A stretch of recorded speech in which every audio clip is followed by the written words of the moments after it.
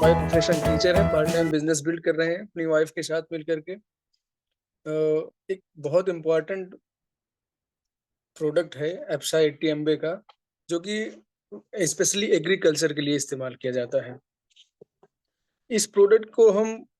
लगभग 2 या 3 प्रकार से इस्तेमाल कर सकते हैं। हम कैसे 2-3 उद्देश्य के लिए इस्तेमाल कर सकते हैं। जैसे कि अगर मान लीजिए हमें अपनी फसल में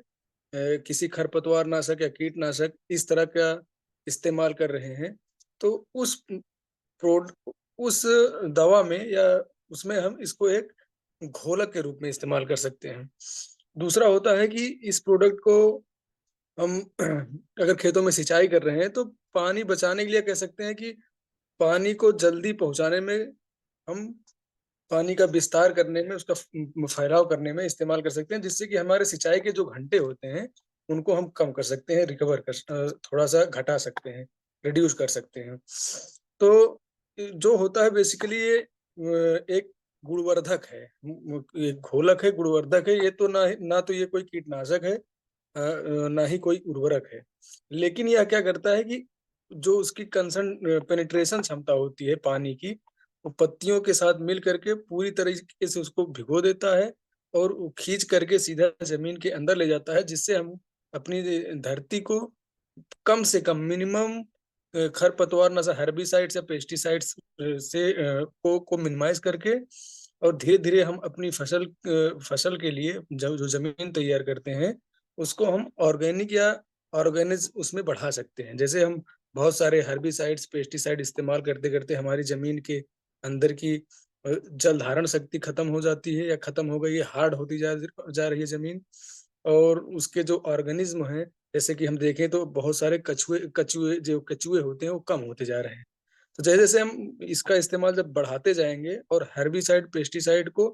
उसी के रेशियो में थोड़ा-थोड़ा घटाएँगे, क्योंकि जितनी मात्रा हम अभी डाल रहे हैं हेर्बिसाइड, पेस्टिसाइड का, बहुत सारी उसकी मात्रा ज़मीन के अंदर नहीं जा पाती है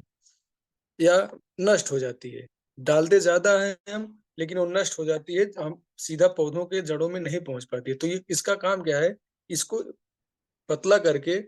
इसको पेनिट्रेट करके सीधा ज़मीन के अंदर जड़ों में पहुँचाता है और पत्तियों को बहुत ढंग से भिगोता है।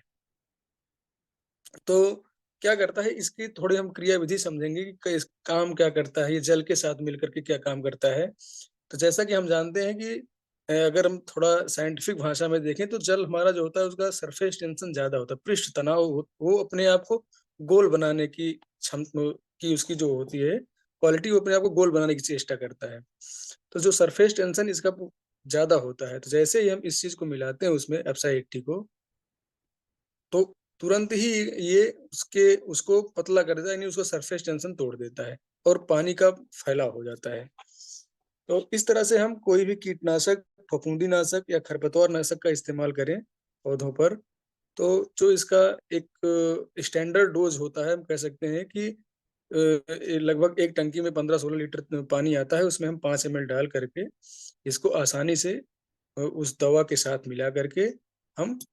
इस्तेमाल कर सकते हैं। जब हम इसको सिंचाई के रूप में इस्तेमाल करें, यानी कि पानी की बचत करने के रूप में इस्तेमाल करें, तब हमको 1 एकड़ में लगभग हम कह सकते हैं कि 160 एमएल इस्तेमाल हम करते हैं लगभग 80 लीटर पानी में। तो जब भी हम सिंचाई में इस्तेमाल करें, इरिगेशन में इस्तेमाल करें, उसमें नमी बनाने के लिए, नमी रोक के रखने के लिए इस्तेमाल करें, तो हमको ये लगभग सिंचाई से 12 घंटे पहले इस्तेमाल करके अगले दिन हमको सिंचाई कर देना चाहिए। मोटा-मोटा यही एब्सा 80 के बारे में संक्षिप्त जानकारी थी। थैंक